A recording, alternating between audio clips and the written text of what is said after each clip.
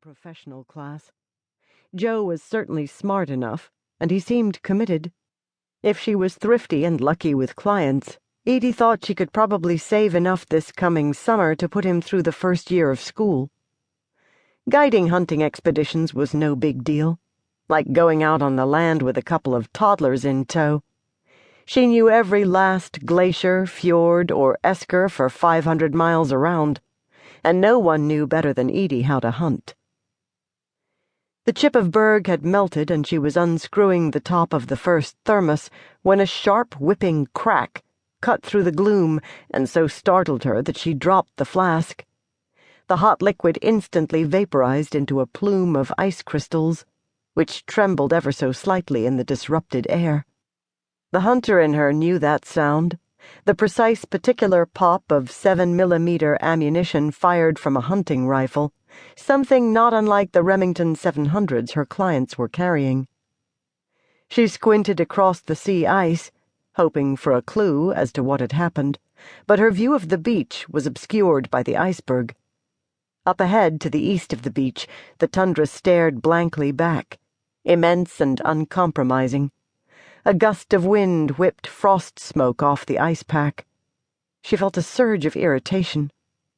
What the hell did the Halunat think they were doing when they were supposed to be setting up camp? Firing at game? Given their lack of enthusiasm for the shoot, that seemed unlikely. Maybe a bear had come too close and they were letting off a warning shot, though, if that were the case, it was odd that her bear dog, Bonehead, hadn't picked up the scent and started barking.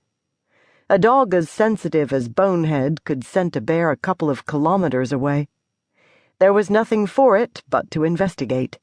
Until they got back to the settlement at Altisach, the men were officially her responsibility, and these days Edie Kiglatuk took her responsibilities seriously. She retrieved the flask, impatient with herself for having dropped it and spilled the water, then, checking her rifle, began lunging at her usual steady pace through deep drift towards the snowmobile. As she approached, Bonehead, who was tethered to the trailer, lifted his head and flapped his tail.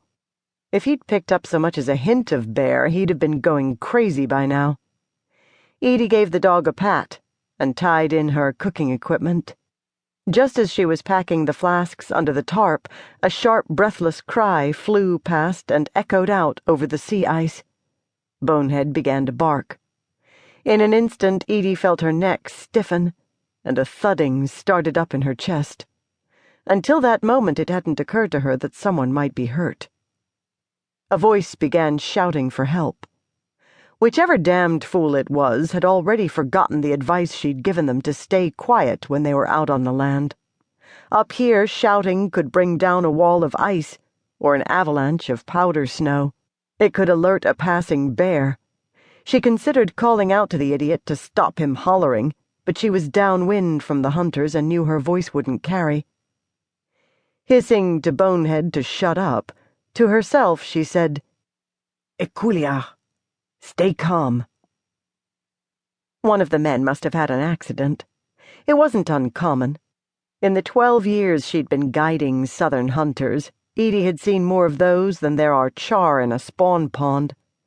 Puffed-up egos, in the Arctic for the first time, laden down with self-importance and high-tech kit, thinking it was going to be just like the duck shoot in Iowa they went on last Thanksgiving, or the New Year's deer cull in Wyoming. Then they got out on the sea ice, and things didn't seem quite so easy. If the bears didn't spook them, then the blistering cold, the scouring winds, the ferocious sun, and the roar of the ice pack usually did the job. They'd stave off their fear with casual bravado and booze, and that was when the accidents happened. She set the snow bee going and made her way around the iceberg and through a ridge of tunich, slabby pressure ice. The wind was up now, and blowing ice crystals into the skin around her eyes. When she pulled on her snow goggles, the crystals migrated to the sensitive skin around her mouth. So long as no one had been seriously wounded, she told herself, they could all just sit out the storm and wait for help to arrive once the weather had calmed. She'd put up a snow house to keep them cozy, and she had a first aid kit and enough knowledge.